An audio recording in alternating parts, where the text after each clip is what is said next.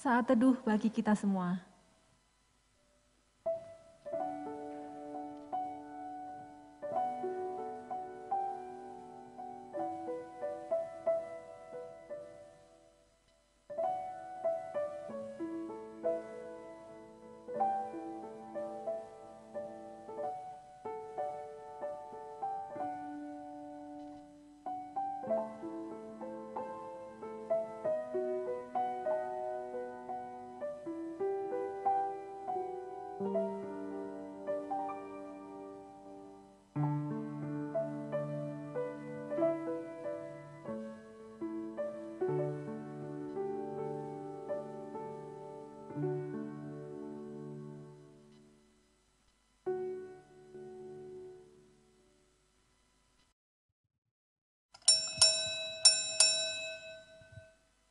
Mari Bapak Ibu yang terkasih di dalam Tuhan Yesus Kristus, kita bersama-sama bangkit berdiri untuk menyanyikan lagu dari PKJ 13, Kita Masuk Rumahnya.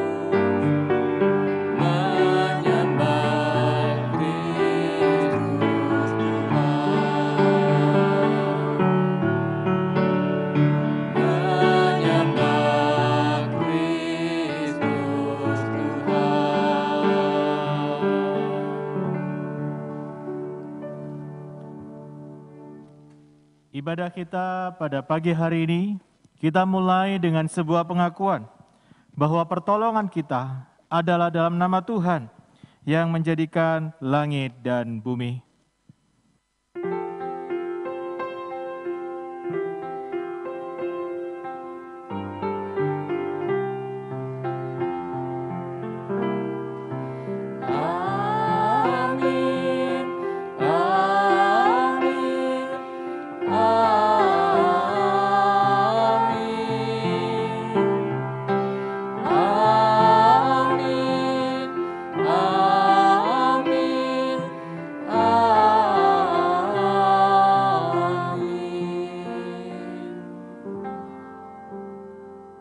Kasih karunia dan damai sejahtera dari Allah Bapa kita dan dari Tuhan Yesus Kristus menyertai saudara-saudara sekalian. Dan menyertai saudara juga. Silakan duduk kembali Bapak Saudara. Shalom, sangat bersyukur pada pagi yang indah dan cerah ini kita semua boleh bersama-sama mengikuti ibadah. Masih tetap di rumah saja. Namun biarlah hari-hari ini menjadi hari-hari yang kita syukuri. Bahwa ketika kita telah menikmati Paskah itu, kebangkitan Kristus itu memberikan kita hidup yang baru, biarlah kita memaknai bahwasanya ini semua adalah kasih karunia Tuhan. Sama seperti Paulus yang benar-benar bersyukur bahwa apa yang dia dapati hari ini, itu semua karena anugerah Tuhan dan dia mengarahkan dirinya kepada panggilan itu. Seperti yang tertulis dalam Filipi pasal yang ketiga ayat 13. Saudara-saudara, aku sendiri tidak menganggap bahwa aku telah menangkapnya. Tetapi ini yang aku lakukan, Aku melupakan apa yang telah di belakangku dan mengarahkan diri kepada apa yang di hadapanku. Pada apa yang di hadapan kita, bukan yang di belakang kita lagi, di hadapan kita. Karena di sanalah Tuhan memproses hidup kita. Dan hidup kita makin hari makin diubahkan oleh Tuhan. Mari kita nyanyikan, ku diubahnya. PKJ 200.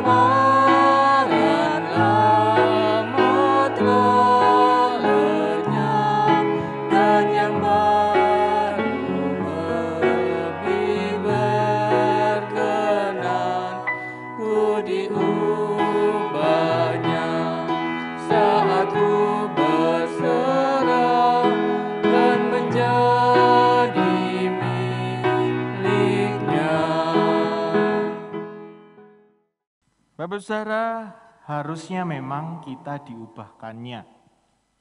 Harusnya memang kita makin hari makin serupa dengan Tuhan. Tetapi bagaimana hidup kita hari-hari ini? Bagaimana diri kita saat ini? Apakah kita sudah mulai serupa dengan Kristus? Atau kita menjauh daripada Tuhan? Mari kita menghadap pada Tuhan yang mengetahui isi hati kita. Mari kita menghadap pada Dia memohon ampunan atas segala dosa dan pelanggaran yang telah kita lakukan. Mari kita berdoa. Bapa kami di surga, kami sungguh bersyukur atas kasih anugerah Tuhan yang telah memimpin kami sampai hari ini. Kami juga bersyukur atas anugerah-Mu yang boleh tetap menopang, memberikan kami kesehatan, bahkan melewati peristiwa demi peristiwa, Engkau tetap ada bagi kami. Namun di dalam hari-hari kami ya Tuhan, Engkau yang sangat mengerti kami, betapa kami berdosa di hadapan-Mu. Harusnya kami mencerminkan akan Engkau, harusnya kami hidup serupa dengan Engkau, tetapi justru kebalikannya yang kami lakukan. Tuhan, kami mohon ampun karena kami telah melakukan dosa itu.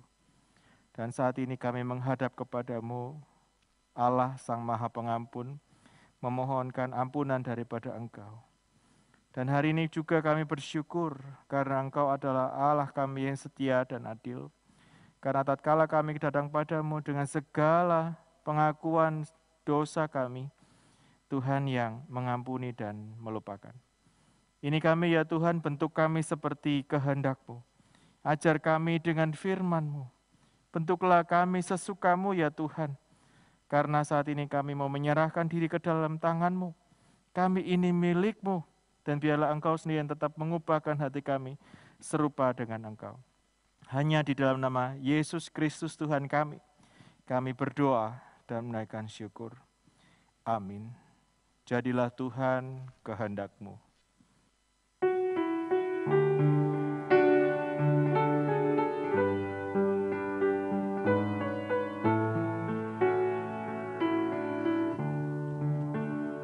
Jadilah Tuhan kehendak-Mu, Kaulah penjunanku tanahnya. Bentuklah aku sesukamu, kan ku nantikan dan berserah.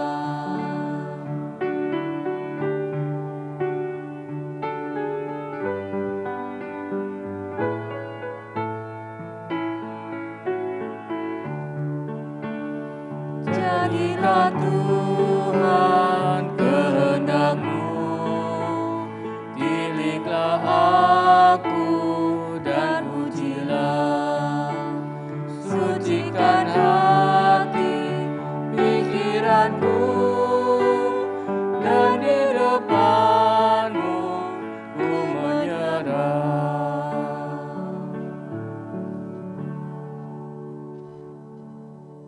Bapak Saudara, inilah yang menjadi kehendak Tuhan bagi kita, yang terambil dari surat Roma pasal 12 ayat yang kedua.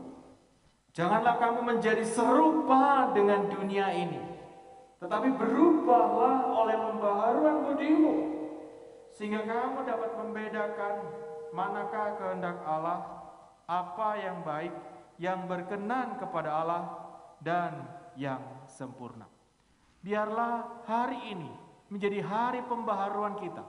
Hari ini menjadi hari di mana kita makin diteguhkan untuk diproses di dalam anugerah Tuhan. Demikian berita anugerah dari Tuhan. Syukur kepada Allah. Salam damai bagi kita semua, bagi Bapak Ibu Saudara di rumah. Salam damai. Yang mau dibimbing Tuhan, mari berharap tak henti. Yang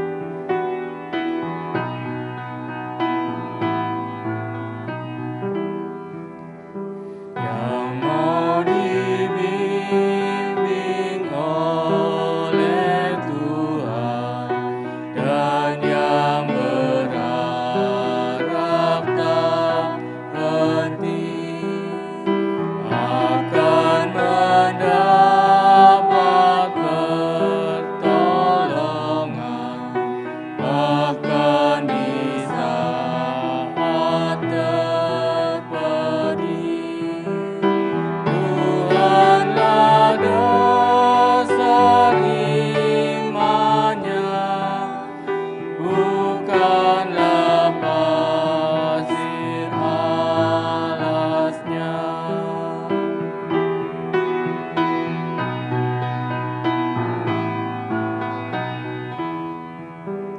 Tetaplah kau di jalan Tuhan, setia dalam tugasmu, dengan berkat yang tak berkurang, timbang hidupmu. Dan kepadanya berserah, tak ditinggalkan olehnya.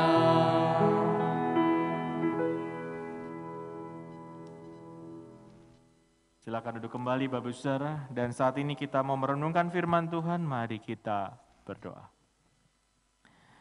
Tuhan, hari ini kami datang kepadamu memohon bimbingan dari Tuhan sendiri.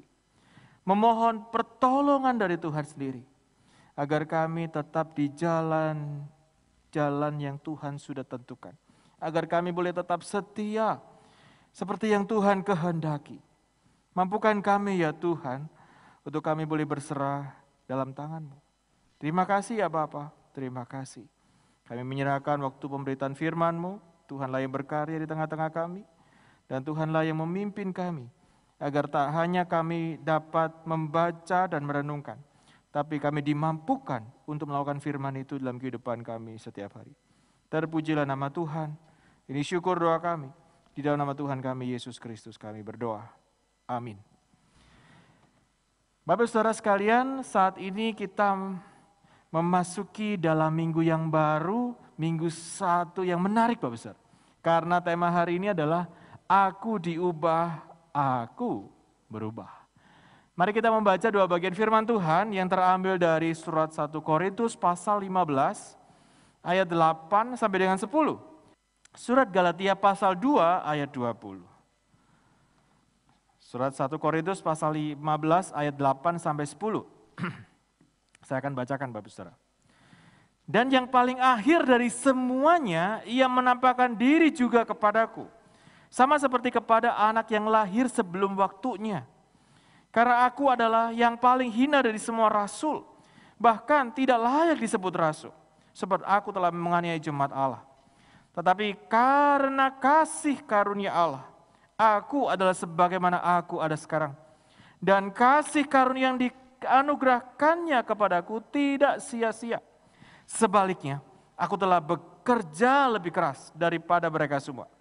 Tetapi bukannya aku, melainkan kasih karunia Allah yang menyertai aku. Galatia 2:20. Firman Tuhan berkata, namun aku hidup, tetapi bukan lagi aku sendiri yang hidup, melainkan Kristus yang hidup di dalam aku. Dan hidupku yang kuhidupi sekarang di dalam daging adalah hidup oleh iman dalam anak Allah yang telah mengasihi aku dan menyerahkan dirinya untuk aku. Demikianlah sejauh ini pembacaan firman Tuhan Bapak Saudara. Berbahagialah mereka yang mendengarkan firman Allah, yang memeliharanya dan melakukan dalam kehidupan sehari-hari. Haleluya.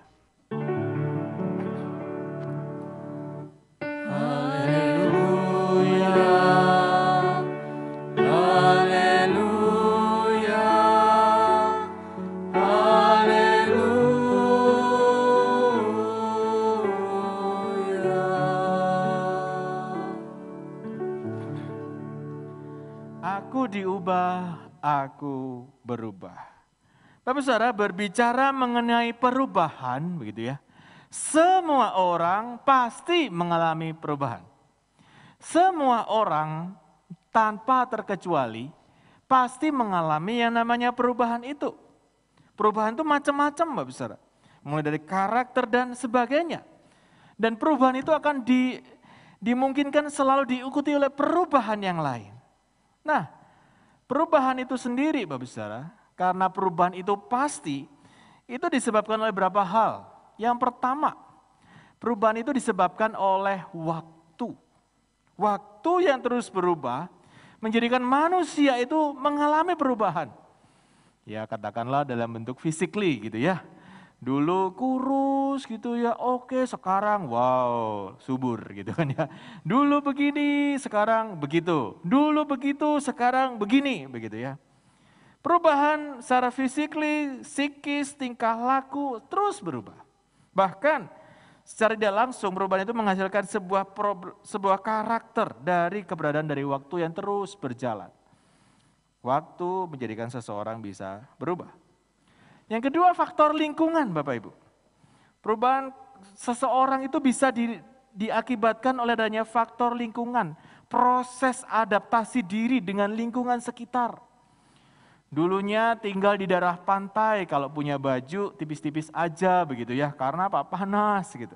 Tapi ketika lingkungannya pindah ke daerah gunung, kayaknya kalau baju tipis kedinginan gitu ya. Harus pakai baju agak tebal. Karena apa? Karena cuaca, karena hawanya yang begitu dingin. Ada perbedaan, proses itu terjadi.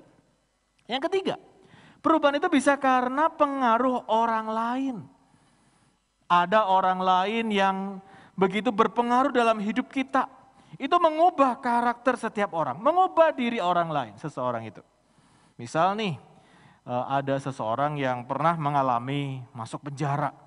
Begitu keluar penjara, ada sesuatu yang berubah dari dia sendiri. Dulunya orangnya begini, sekarang begitu. Karena orang lain. Yang keempat, perubahan itu bisa terjadi karena terlalu sering disakiti. Waduh, ini jadi baper ini ya. Terlalu sering disakiti atau sering kali mengalami penderitaan. Nah, tanpa sadar atau tidak sadar, penderitaan atau rasa sakit dalam hati itu menyebabkan diri kita bisa berubah. Apalagi di dalam masa-masa pandemi seperti ini. Perubahan itu kelihatan sekali.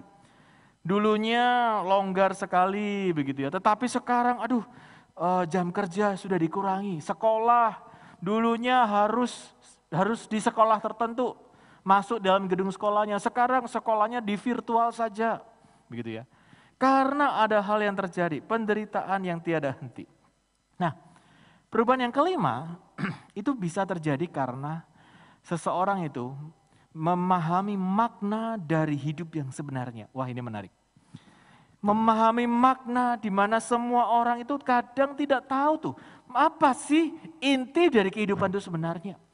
Tetapi ketika seseorang dapat memahami dari hidup yang sebenarnya ini mengubahkan hidupnya, mengubahkan pola pikirnya, cara pandangnya, dan karakternya, karena dia sudah menemukan apa arti hidup sebenarnya. Nah, bisa jadi hari ini kita mengalami perubahan oleh karena salah satu hal ini Bapak Ibu. Bisa jadi karena waktu, karena lingkungan, karena pengaruh dari orang lain, karena terlalu sering disakiti atau situasi yang menderita, atau karena diri kita sendiri yang memahami ada makna yang sebenarnya dari kehidupan ini. Tapi saudara, surat 1 Korintus ini yang ditulis oleh Rasul Paulus kepada jemaat Korintus itu hendak mengajarkan teologi salib, Bapak Ibu.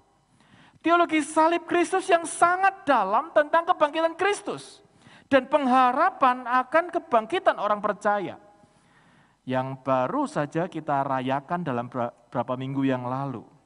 Bahwa Yesus yang telah mati, saat itu Yesus bangkit dari antara orang mati. Dan inilah yang menjadi penekanan Rasul Paulus di pasal 15 ini. Di mana Paulus sedang menjawab laporan dari keluarga Chloe.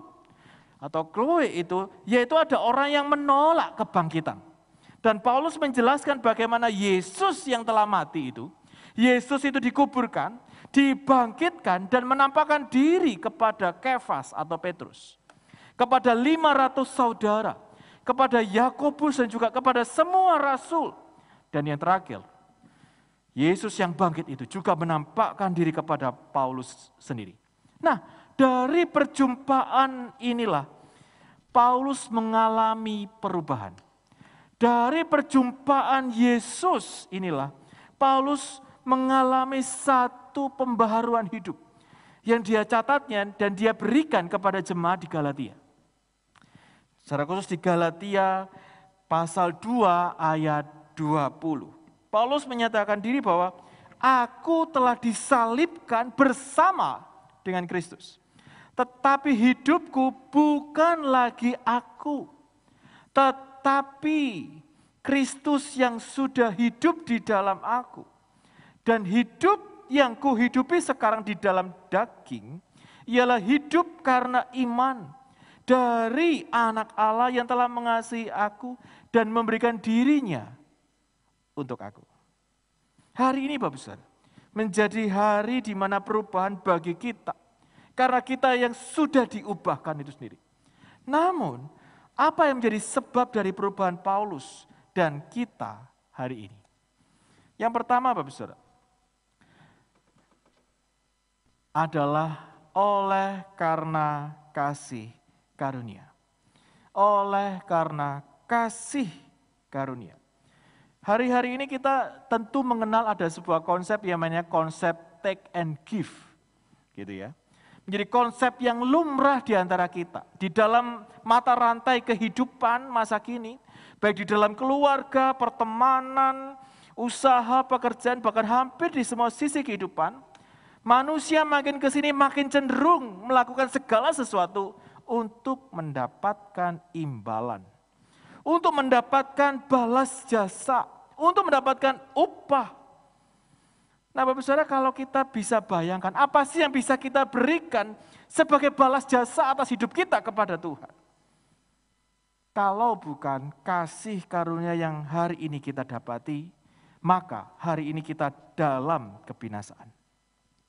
Kalau bukan anugerah dari Kristus yang diberikan secara cuma-cuma itu, tetapi bukan murahan, kita masih hidup di dalam dosa. Dan inilah yang Paulus sadari sebagai kesaksiannya kepada jemaat di Korintus. Agar mereka mengingat berita Injil yang telah mereka dengarkan. Karena pemberitaan yang telah dilakukan oleh Paulus. Dan yang telah diterima oleh orang Korintus. Sehingga mereka diselamatkan dan teguh berdiri oleh kasih karunia. Anugerah atau kasih karunia dalam bahasa Ibrani memiliki kosakata ken, itu menunjuk suatu perbuatan atasan yang menunjukkan kasihnya kepada bawahan. Atasan kepada bawahan. Padahal sebenarnya bawahan itu bisa jadi tidak layak menerimanya. Tetapi kasih karunia itu pemberian Allah kepada manusia.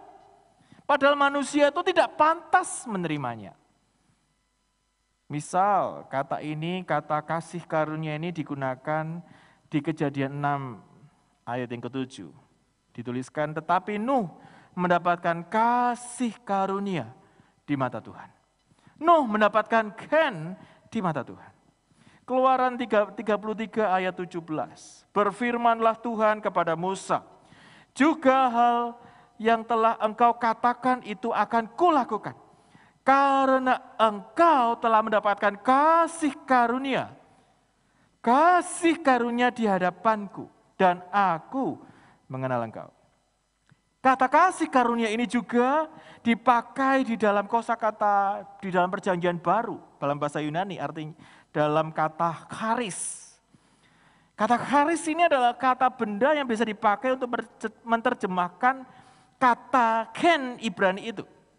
Di mana charis itu secara umum berarti pemberian, hadiah, anugerah, kemurahan hati, dan karunia.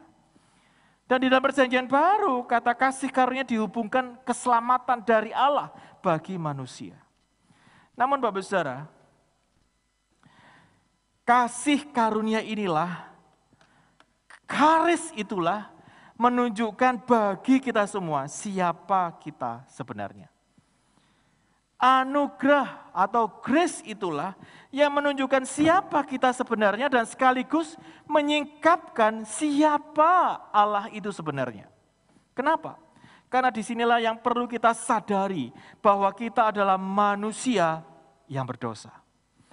Anda dan saya adalah manusia yang tidak imun terhadap dosa. Kita manusia yang bisa jatuh dalam dosa. Kita manusia yang masih memerlukan pengampunan dosa karena seharusnya kita ini dihukum kekal. Nah, Paulus menekankan hal ini untuk memberikan pemahaman kepada Timotius sebagai anak rohaninya tentang kasih karunia yang diberikan kepadanya dalam diri Yesus Kristus yang datang untuk menyelamatkan orang berdosa. Paulus berkata, tetapi justru karena itu aku dikasihani, agar di dalam diriku sebagai orang yang paling berdosa, Yesus Kristus menunjukkan seluruh kesabarannya. Dengan demikian aku menjadi contoh bagi mereka yang kemudian percaya kepadanya dan mendapat hidup yang kekal. Bapak Saudara, kesadaran inilah yang perlu kita sadari. Siapakah kita ini? Siapakah Anda dan saya di mata Tuhan? John Leurox menyatakan bahwa jika orang paling berdosa yang Anda kenal bukan Anda, maka Anda tidak mengenal diri Anda dengan baik. Saya ulangi ya Bapak Saudara, ini menarik quote-nya dari John Leurox. Menyatakan bahwa jika orang yang paling berdosa yang pernah Anda kenal itu bukan Anda, maka Anda tidak mengenal diri Anda dengan baik. Kenapa?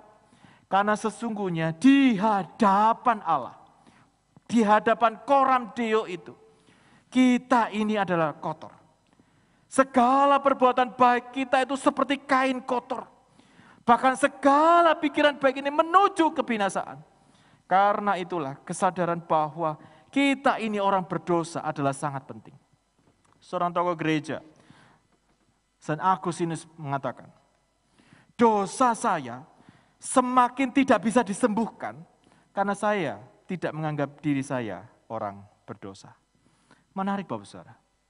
Kalau kita merasa bahwa diri kita tidak berdosa, bahwa makin lama kita makin tidak bisa lepas dari dosa. Inilah yang terjadi dalam diri seorang nahkoda kapal penjual budak dari Afrika. Seorang nahkoda kapal ini yang kita tahu ceritanya, bahwa di atas kapal pada malam itu yang sedang terombang-ambing dihantam badai keras. Seorang pendosa keji, seorang nahkoda yang lalim itu bertobat. Dan seketika itu juga badai itu berhenti. Dan setelah sesampainya di darat, ia mengaku diri dan berdoa di dalam keheningan. Dia mengakui segala perbuatannya. Di sanalah dia menulis sebuah puisi. Amazing grace, how sweet the sound. It saved a wretch like me.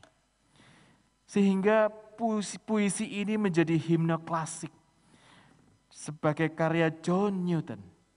Amazing grace, sungguh besar anugerahnya. Merupakan salah satu lagu yang paling digemari di dunia saat ini. Tapi saudara, dalam hal ini Paulus menegaskan akan dirinya. Dikatakan, aku telah bekerja lebih keras dari mereka semuanya. Tetapi bukannya aku, melainkan kasih karunia Allah yang menyertai aku. Bapak saudara, semua yang dilakukannya, bahkan sampai kematiannya, Paulus melakukannya sebagai respon syukurnya karena kasih karunia yang Paulus alami. Yang kedua, Bapak saudara, apa yang menjadi sebab dari perubahan dari Paulus itu sendiri? Yang kedua adalah oleh karena Kristus hidup di dalam kita. Oleh karena Kristus hidup di dalam Paulus. Oleh karena Kristus hidup di dalam Anda dan saya. Bapak saudara pernah lihat film ini enggak? Film ini Greyhound. Pernah lihat enggak? Belum pernah ya? Nanti di rumah coba lihat. Bagus sekali. Ini adalah mengisahkan tentang seorang kapten kapal destroyer Amerika pertama. Wah, ini menarik ini tentang kapal-kapalan ya, perang kapal di atas laut gitu ya. Perjuangan kapten kapal ini namanya Kapten Ernie Krause ya, yang diperankan oleh Tom Hanks. Nah, Kapten Krause ini menarik.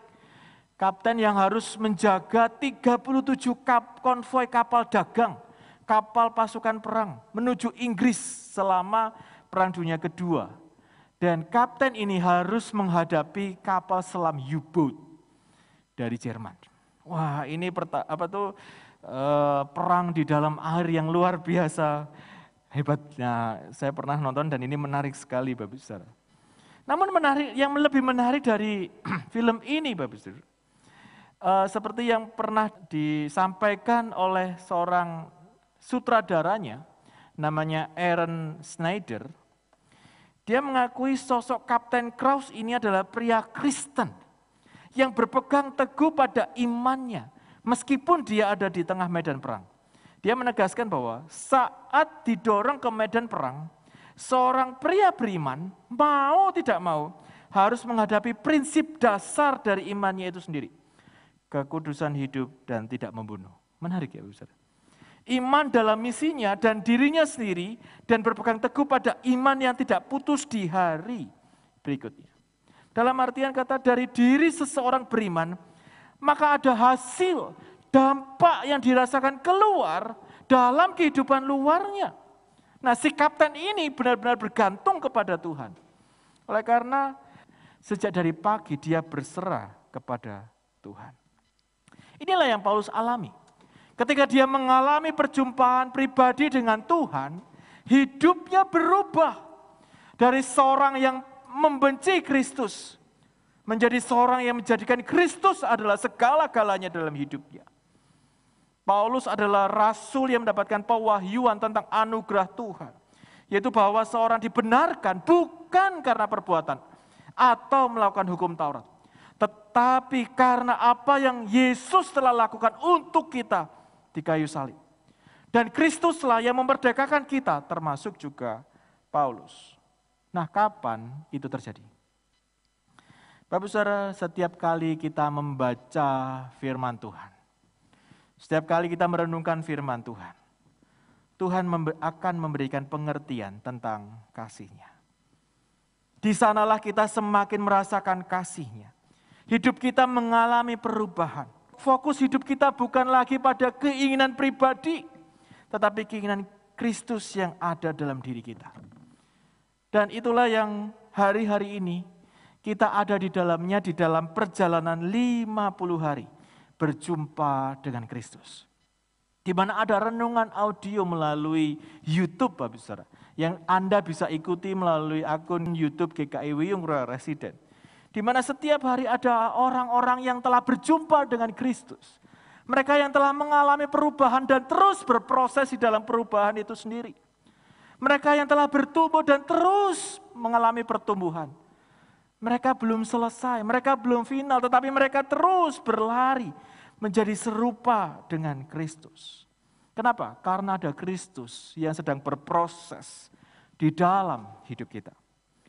Nah, Bapak Saudara, apabila Kristus hidup di dalam kita, sama seperti ranting yang tinggal pada pokok anggurnya. Ranting itu akan bertumbuh banyak, karena pokok anggur itu memberikan kehidupan bagi ranting itu. Sama seperti Paulus yang melekat pada pokok anggur Kristus. Di sanalah dia makin lama, makin berbuah. Sampai pada satu titik Paulus berkata, namun aku hidup, tetapi bukan lagi aku sendiri yang hidup, melainkan Kristus yang hidup di dalam aku. Dan hidup yang kuhidupi sekarang di dalam daging adalah hidup oleh iman di dalam anak Allah yang telah mengasihi aku, menyerahkan dirinya untuk aku. Dan persoalannya adalah apakah kita semua sadar bahwa kita ini sudah diberikan kasih karunia dari Allah melalui kematian dan kebangkitan Yesus Kristus. Nah, jika kita sadari hari ini, maka hidup kita adalah milik Kristus. Hidup Anda dan saya bukan milik kita sendiri, tetapi milik Kristus. Kristus itu sudah.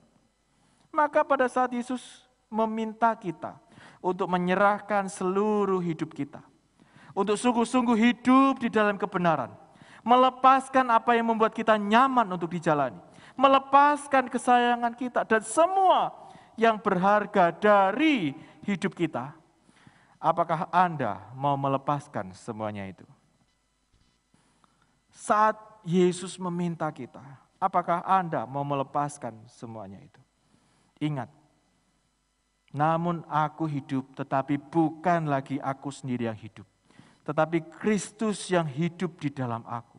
Dan hidup yang kuhidupi sekarang di dalam daging adalah hidup oleh iman di dalam anak Allah yang telah mengasihi aku dan menyerahkan dirinya untuk aku. Bapak Saudara, maukah Anda hidup untuk menyenangkan Tuhan? Maukah Anda mengutamakan Yesus dalam hidupmu? Di dalam keluarga, pekerjaan, kehidupan sehari-hari? Apakah kita mau hidup hanya untuk Tuhan? Bapak Saudara, ayat di mana kita baca dan kita renungkan hari ini, hidupku bukannya aku lagi, digubah menjadi sebuah lagu yang menarik. Biasanya lagu ini terdengar oleh anak-anak sekolah minggu.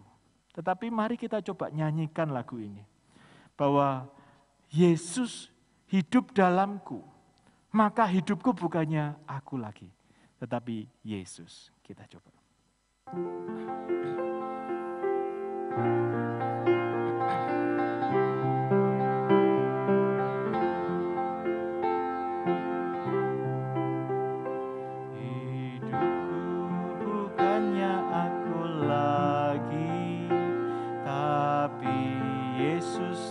Dalamku,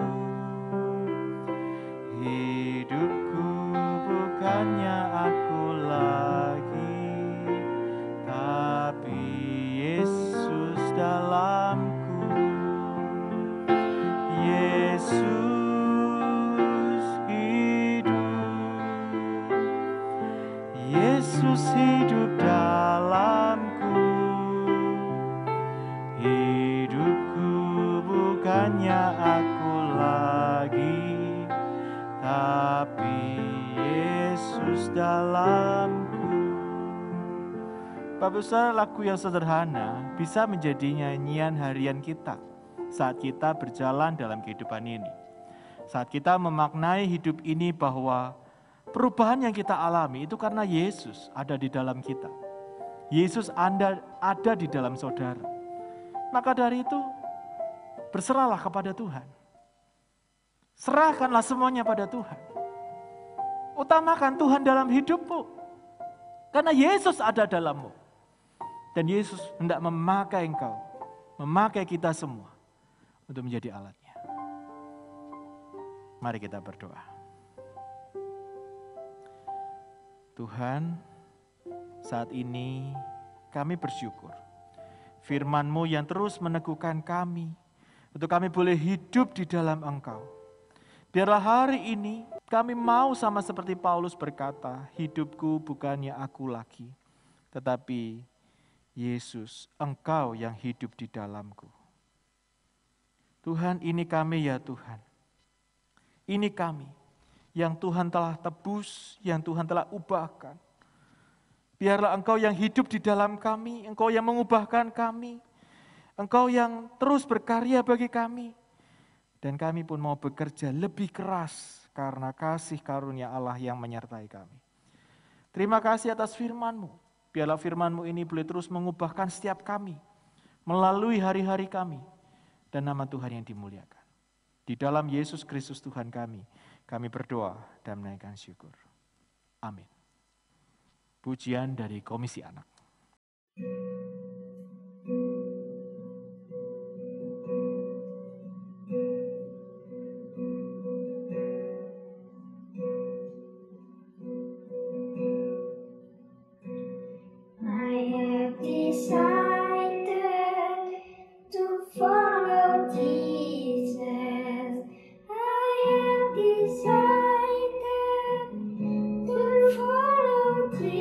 Jesus.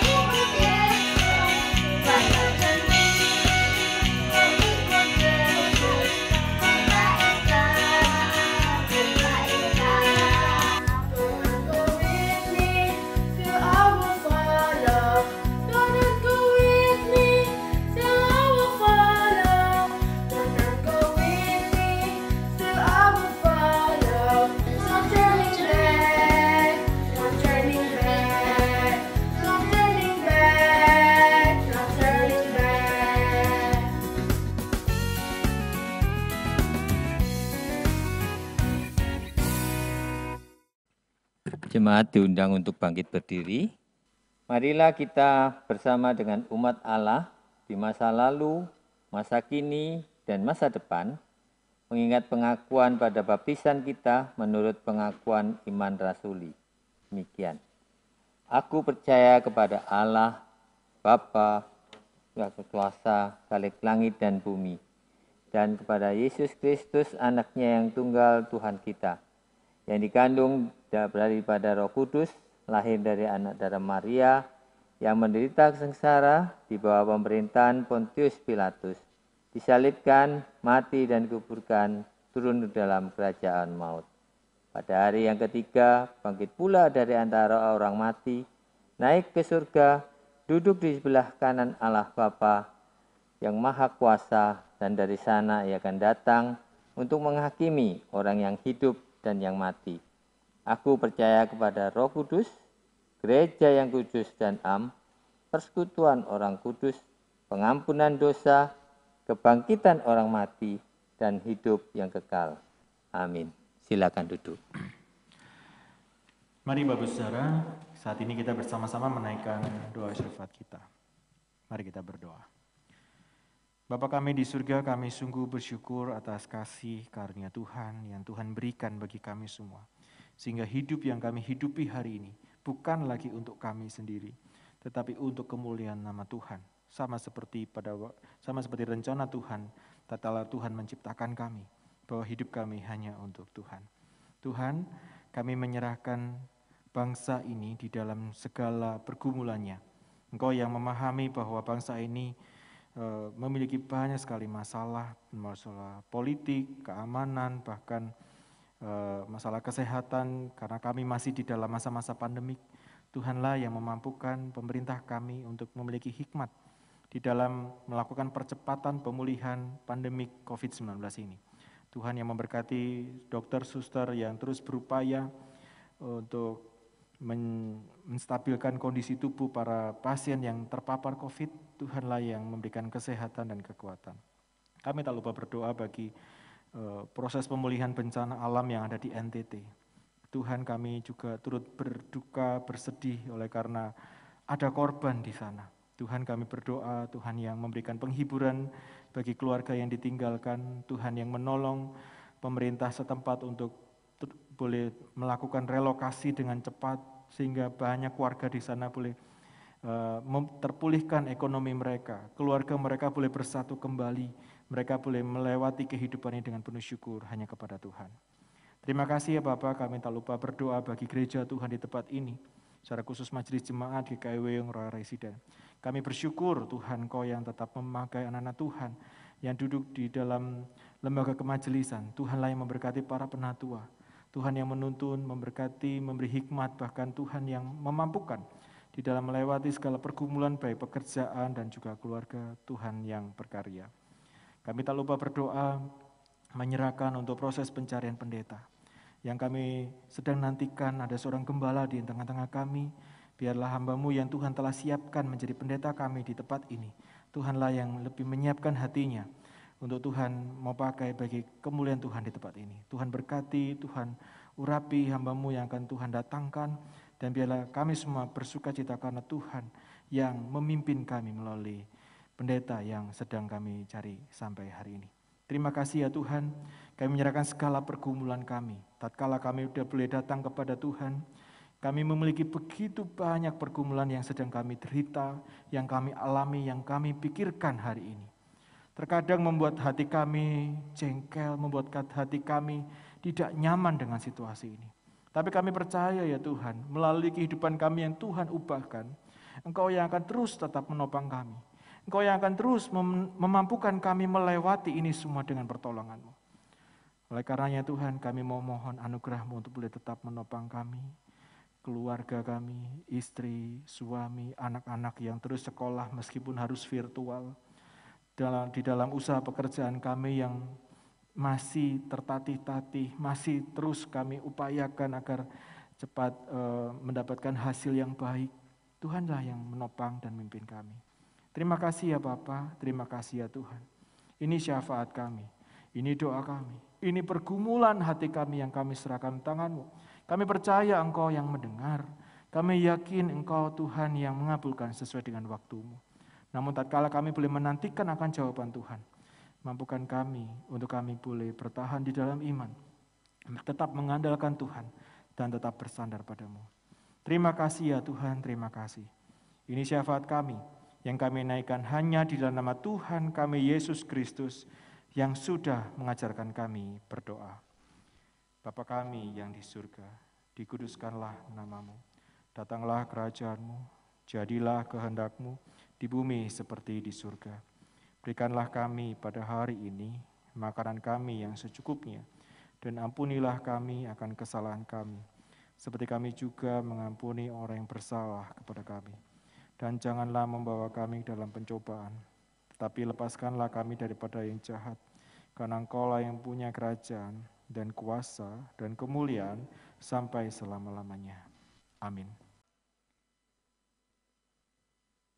Warta Lisan tanggal 18 April 2021. Yang pertama, pemahaman Alkitab yang akan diadakan hari Kamis tanggal 22 April 2021 pukul 19 yang akan dipimpin oleh Pendeta Sandi Nugroho dengan tema spiritualitas versus religiusitas, yaitu berpadu atau beradu. Yang kedua, doa pagi hari Sabtu tanggal 24 April 2021 pukul 5 pagi yang akan dipimpin oleh Bapak Gatot Mulyanto. Yang ketiga, Komisi Dewasa akan mengadakan bincang-bincang online pada hari Rabu tanggal 28 April 2021 dimulai pukul 19.00 dengan tema gesekan manis. Bapak Ibu diundang untuk menghadirinya. Yang keempat, berita kelahiran. Majelis dan Jemaat GKI Wiyung Royal Resident mengucapkan selamat berbahagia kepada keluarga Detya Putra Kusuma Mulya yang telah dikaruniai putri pertama pada hari Kamis tanggal 8 April 2021 yang diberi nama Kiona Olivia Willia. Kelima, Gerakan Kasih.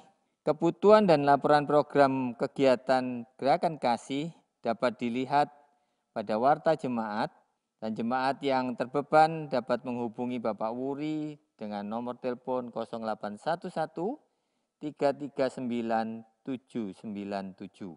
Yang keenam, jemaat tetap dapat berkonsultasi atau konseling dengan hamba Tuhan dan membuat perjanjian terlebih dahulu dengan menghubungi nomor yang ada di Warta Jemaat.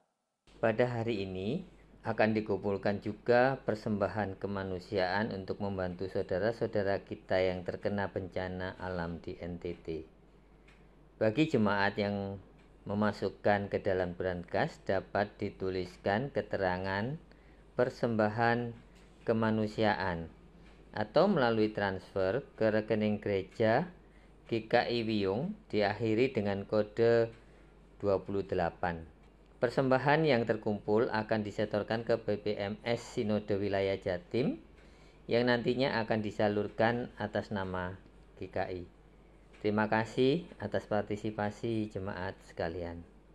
Persembahan dapat dilakukan melalui berangkas gereja setiap hari kerja pukul 9 pagi sampai pukul 6 sore, atau juga dapat jemaat transfer ke rekening GKI Wiyung di nomor rekening BCA 258 672 8889. Kita akan memasuki persembahan. Nats persembahan diambilkan dari 2 Korintus 8 ayat 12.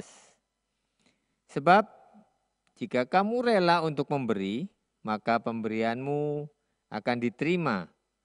Kalau pemberianmu itu berdasarkan apa yang ada padamu, bukan berdasarkan apa yang tidak ada padamu.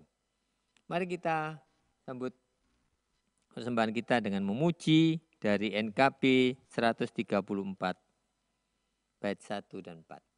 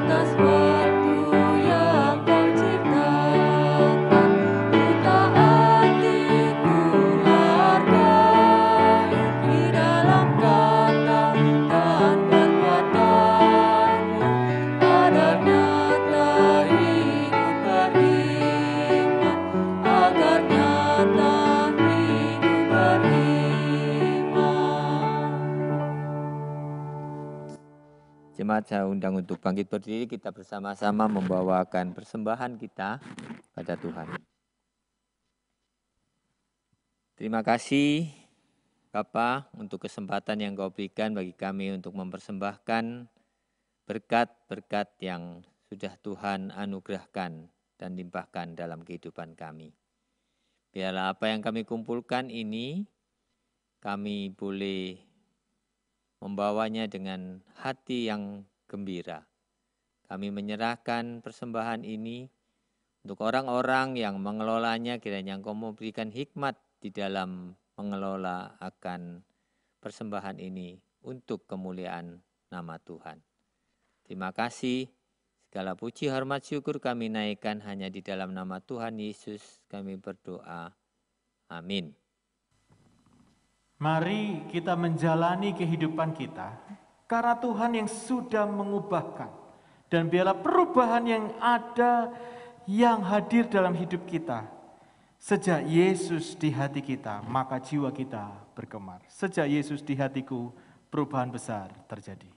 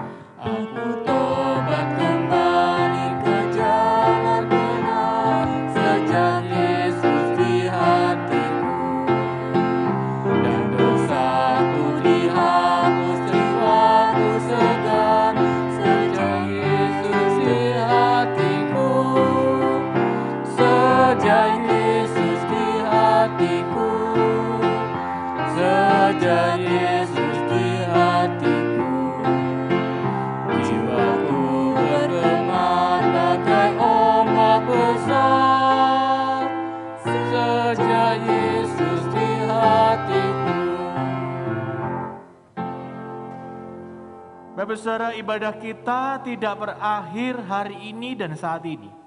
Perubahan itu bukan saat ini Bapak Saudara. Tetapi perubahan itu yang terus kita lakukan, makin hari, makin lama, makin serupa dengan Tuhan. Makin hari, karena Yesus sudah ada dalam hati kita, makin menempatkan Yesus menjadi satu-satunya yang perlu kita taati. Ini proses perjuangan yang tidak mudah, tetapi kita bisa melaluinya dengan Tuhan. Maka dari itu, hari ini kita memerlukan berkat dan kekuatan dari Tuhan.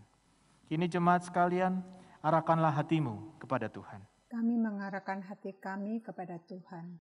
Jadilah saksi Kristus. Syukur kepada Allah. Terpujilah Tuhan. Kini dan selamanya. Kini terimalah berkat daripada Tuhan. Tuhan memberkati kita dan melindungi kita. Tuhan menyinari kita semua dengan wajah-Nya dan memberi kita kasih karunia. Tuhan menghadapkan wajah-Nya kepada kita dan memberi kita damai sejahtera untuk menjadi anak-anak Tuhan yang terus diubahkan. Karena kita ini diubahkan oleh Yesus, maka kita berubah di dalam pembaruan oleh Kristus. Mulai saat ini sampai selama-lamanya. Maranatha, Tuhan Yesus datang kedua kali. Amin.